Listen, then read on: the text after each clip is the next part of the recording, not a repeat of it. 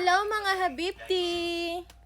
Sa mga nagtatanong at gusto mag-apply dito sa amin, ang agency ko po dyan sa Pinas ay ang Staff House International Resources. Pwede kayong mag-walk-in sa office nila or mag-send ng resume through online.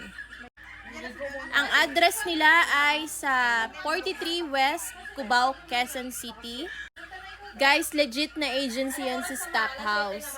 Wala siyang placement fee, walang salary deduction, walang processing fee.